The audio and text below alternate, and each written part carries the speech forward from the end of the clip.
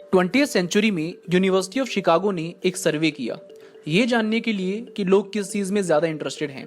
करीबन 2 साल और $2,500 खर्च करने के बाद ये पता चला कि लोगों का प्राइम इंटरेस्ट उनकी खुद की हेल्थ को लेकर के है और दूसरा इंटरेस्ट ये जानने में है कि वो ऐसा क्या करें कि लोग उनसे इजीली इंप्रेस हो जाएं, उन्हें पसंद करें और उनकी रिस्पेक्ट करने लगें। हालांकि ये सर्वे तो 20वीं सेंचुरी में हुआ था, लेकिन आज भी लोगों का इंटरेस्ट कुछ ऐसा ही है। और हो भी क्यों ना, कौन नहीं चाहता कि लोग उनकी रिस्पेक्ट करें, उन्हें पसंद करें। एक बड़े बिजनेसमैन से लेकर एक हाउसवाइफ तक भी यही चाहती है कि लोग उन्हें पसंद करें, उनके रिस्पेक्ट करें, उनकी बातों को, उनके थॉट्स को, उनके आइडियाज को वैल्यू दें। तो मेरी और आपकी तो बात ही क्या है। तो आइए आज हम जानेंगे कुछ ऐसे प्रिंसिपल्स के बारे में जिनको यूज करके आप अपने आसपास वाले लोगों से अपने रिस्पेक्ट करा सकते हैं और अपने आप को और लाइकेबल बना सकते हैं। जब मैंने इन प्रिंसिपल्स के बारे में पहली बार पढ़ा था तो मैं बड़ा सरप्राइज था ये जानकर कि वाकई में अगर मुझे पहले इन प्रिंसिपल्स के बारे में पता होता तो मैं वो गलतियां ना करता। तो आप भी इस वीडियो को एंड तक देखिएगा एंड बिलीव मी, आपको कुछ नई चीज जरूर सीखने को मिलेगी। तो शुरू करते हैं। Calling anyone by his or her name is compliment itself. केन नाम का एक आदमी जो जनरल मोटर्स में काम करता था, कभी कभार वो लंच करने के लिए कंपनी के कैफेटेरिया में जाता था। एक दिन उसने नोटिस किया कि जो लड़की सैंडविच का ऑर्डर ले रही थी वो चिड़ी हुई और गुस्से में थी, शायद इसलिए कि वो काफी देर से एक ही काम कर रही थी। फिर जब केन की टर्न आई तो केन ने उसे अपना ऑर्डर दिया और उस लड़की ने केन के ऑर्डर के हिसाब से एक एक चीज बिल्कुल हिसाब से दी। अगले दिन फिर से केन ने वही सब नोटिस किया, वही चिड़ा हुआ, वही गुस्से वाला फेस, वही सेम काम करते हुए।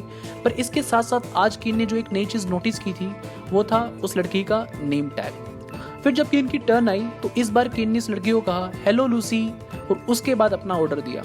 इस बार उस लड़की के हाथ में जितने केचप के शैशे आए वो बिना देखे केन की ट्रे में रख दिए। कॉम्प्लीमेंट्री फ्राइज भी इतनी रख दी कि केन की प्लेट से फ्राइज भी नीचे गिरने लगी। तो ये जादू छुपा है किसी के नाम में। जब आप किसी को उसके नाम से पुकारते हो तो आप उनको क्राउड से अलग खड़ा कर देते हो, उन्हें यूनिक बना देते हो। इस चीज को रियलाइज करने के लिए आप अपने आप को स्कूल की उस मेमोरी लेन में ले जाकर के देखो जब किसी पॉपुलर टीचर ने या प्रिंसिपल ने आपको आपके नाम से पुकारा हो। बड़ी खुशी हुई होगी ना। ऐसा ही कुछ होता है जब कोई आपको आपके नाम से पुकारता है। तो फर्स्ट प्रिंसिपल यही कहता है कि जब भी आप किसी से बात करो तो कोशिश करो कि बात करते वक्त आप सामने वाले इंसान का नाम कई बार लो। अगर किसी नए इंसान से मिलते हो तो उसका नाम पूछो और याद रखो, ताकि आप जब भी उसको दोबारा मिलो तो उसको उसके नाम से ग्रीट करो। कितना बुरा लगता है ना जब आपसे कोई बोलता है कि तुम्हारा नाम क्या था। कोशिश करो कि आप जिनसे भी मिलते हो तो उनसे बात करते वक्त उनके नाम से उनको पुकारो, जैसे कि हाय अंशु, हाँ ये बात तो तूने सही कही अंशु, चल ठीक है अंशु फिर मिलते हैं, एटसेट्रा एटसेट्रा। याद रखो किसी इंसान का नाम किसी भी लैंग्वेज में उसके लिए सबसे इंपॉर्टेंट और सबसे प्यारा साउंड है।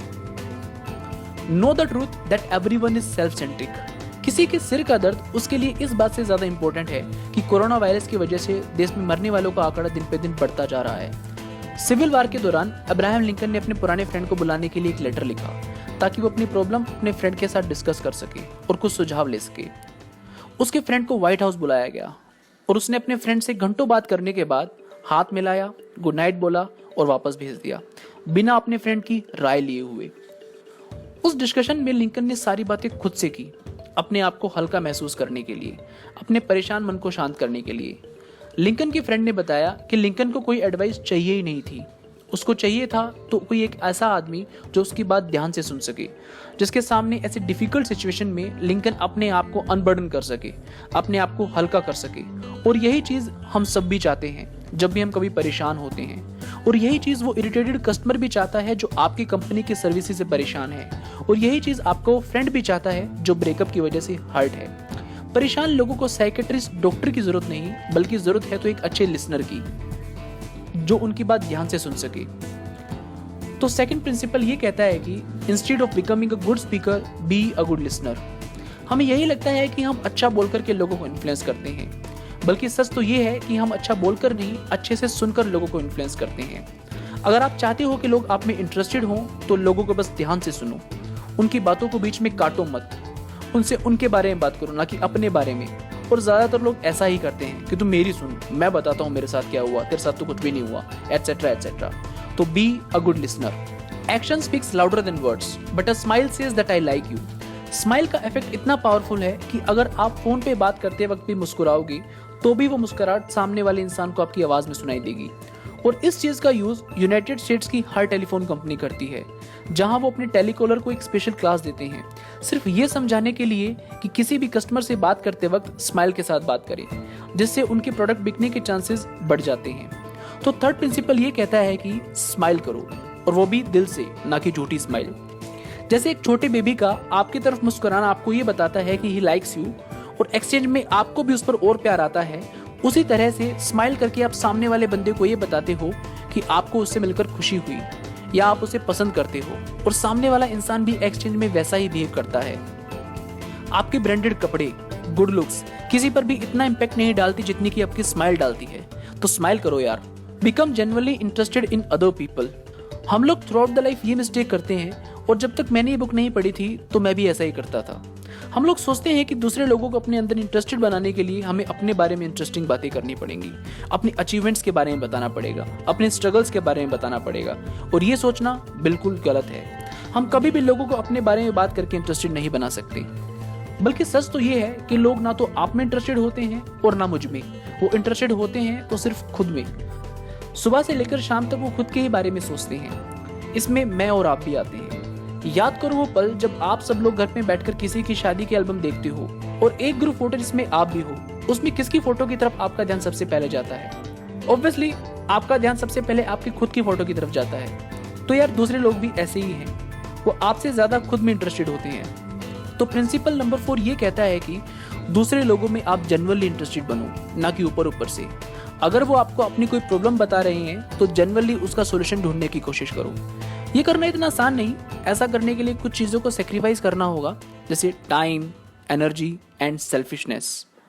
अगर इस प्रिंसिपल को मैं एक सेंटेंस में समझाऊं तो ये कुछ इस तरीके से होगा कि you can make more friends in 2 months by becoming genuinely interested in other people than you can in 2 years by trying to get other people interested in you. Do same with others what you want from others to do for you. अगर मैं आपसे पूछूं कि आपको कौन से लोग ज्यादा पसंद आएंगे, वो लोग जो आपको सिंसियरली एडमायर करें, या फिर वो लोग जो अपना काम निकलवाने के लिए चीप एप्रिसिएशन करें? आप बोलोगे ऑब्वियसली वो लोग जो सिंसियरली अप्रिशिएट करेंगे। जब आप ये नहीं चाहते कि कोई आपकी झूठी तारीफ करे, तो ऐसा कोई भी नहीं चाहता कि कोई उनकी झूठी तारीफ करे। देखो ये बात तो सच है कि लोगों को अपनी तारीफ सुनना पसंद है, पर वो सच्ची हो तो मजा ही अलग है। इसी बात से रिलेटेड ऑथर अपना एक पर्सनल एक्सपीरियंस रिलेट करते हुए बताते हैं, एक बार वो पोस्ट ऑफिस में अपना लेटर रजिस्टर कराने के लिए लाइन में वेट कर रहे थे। उन्होंने देखा कि एक क्लर्क जो अपनी जॉब से बोर सा है, कुछ ऐसा नजर आ रहा था, क्योंकि सालों से वही काम करना, लिफाफों का वजन करना, स्टैंप देना, चेंज देना, रिसिप्ट काटना, एटसेट्रा एटसेट्रा। तो ऑथर ने सोचा कि मैं ऐसा क्या करूं कि वो क्लर्क मुझे लाइक करने लगे। तो जब वो क्लर्क ऑथर के एनवलप का वजन कर रहा था, तो ऑथर ने क्लर्क को कहा, काश मेरे भी बाल आपके बालों की तरह होते।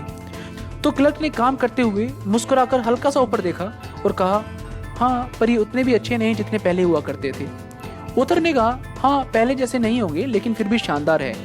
ऑथर और क्लर्क के बीच थोड़ी देर ऐसे ही बातचीत हुई, और क्लर्क ने बात खत्म करते हुए कहा, हाँ पहले भी कई लोगों ने मेरे बालों की तारीफ की है। ऑथर बताते हैं कि जरूर उस दिन वो क्लर्क खुशी की वजह से हवा में उड़ रहा होगा, जरूर उसने घर जाकर के अपनी वाइफ को इस बारे में बताया होगा, जरूर उसने अपने आप को एक बार शीशे में देखा होगा और कहा होगा, हाँ यार बाल तो शानदार है मेरे।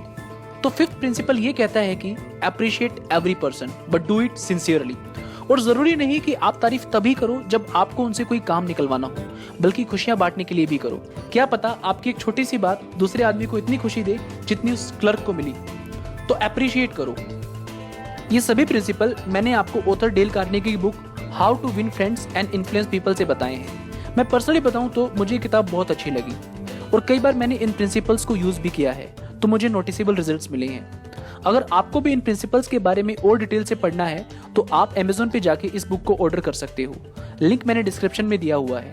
अगर आपको ये वीडियो पसंद आया हो तो लाइक और शेयर कीजिए इस वीडियो को अपने फ्रेंड्स और फैमिली के साथ। और आखिरी में आपका बहुत बहुत धन्यवाद वीडियो को एंड तक देखने के लिए।